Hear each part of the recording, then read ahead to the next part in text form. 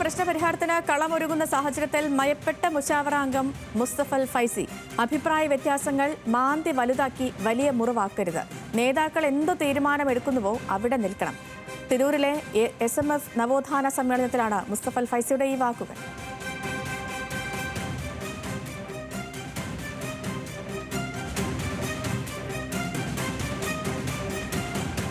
പ്രധാനമെന്ന് പറഞ്ഞുകൂടാ, അവിടെ അഭിപ്രായ വ്യത്യാസവും ഉണ്ടായില്ല. പക്ഷേ ഈ അഭിപ്രായ വ്യത്യാസങ്ങൾ അത് മാന്തി വലുതാക്കി വളരെ വലിയ മുറിവാക്കി നാം പ്രവർത്തിക്കാൻ പാടില്ല. ഇതാണ് എനിക്ക് പറയാനുള്ളത്.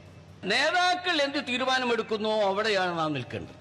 ഇതാണ് എനിക്ക് പറയാനുള്ളത്. ശാന്തകുമാർ വെള്ളാലത്തുണ്ട്. Shanthakumar, good morning. ഈ സമസ്ത പ്രസിഡന്റ് ജിഫ്രി മുത്തക്കോയ് തങ്ങളെ അപകീർത്തികരമായ പരാമർശം നടത്തിയെന്ന് ആരോപിച്ചായിരുന്നു മുസ്തഫൽ ഫൈസിയെ മുശാവറയിൽ നിന്ന് സസ്പെൻഡ് ചെയ്തത്. ഇതിന് പിന്നാലെ ഈ സസ്പെൻഷൻ പുനഃപരിശോധിക്കണമെന്നാവശ്യപ്പെട്ട് മഹല്ല് ഫെഡറേഷൻ മുശാവറയ്ക്ക് കത്ത് നൽകിയ സാഹചര്യവുമുണ്ട്. ഇപ്പോഴത്തെ ഫൈസിയുടെ മയപ്പെടൽ ഏത് സാഹചര്യത്തിലാണ്?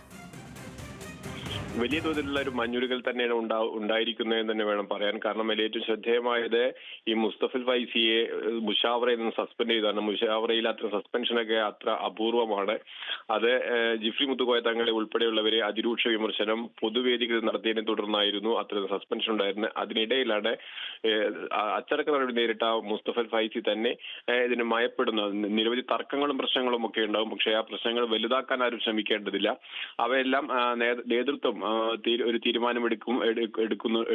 എടുക്കുമ്പോൾ അതിനൊപ്പം നിൽക്കുകയാണ് വേണ്ടത് എന്നുള്ള വളരെ പ്രധാനപ്പെട്ട ചില ആവശ്യവുമായി അല്ലെങ്കിൽ പുതിയ നിർദ്ദേശവുമായി എല്ലാം അദ്ദേഹം പൊതുവേദിയിൽ തന്നെ വീണ്ടും എത്തിയിരിക്കുന്നത്. അതായത് സമസ്തയിൽ ഉരുണ്ടുകൂടിയിട്ടുള്ള നിരവധി പ്രശ്നങ്ങൾ കാലങ്ങളായിട്ട് നിലനിൽക്കുന്നു. അവയ്ക്ക് പരിഹാരം കാണുന്നതിനുള്ള ശ്രമം സമസ്തയിൽ നടന്നുകൊണ്ടിരിക്കുന്നു. പലപ്പോഴും ഒരു ലക്ഷ്യത്തിലെത്താത്ത സാഹചര്യവും ഉണ്ടായിരുന്നു. അത്തരം സാഹചര്യങ്ങളിലേക്ക് ഇനി പോകേണ്ടതില്ല.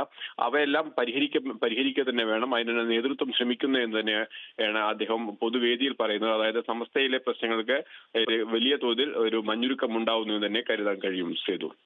ശരി ശാന്തകുമാർ.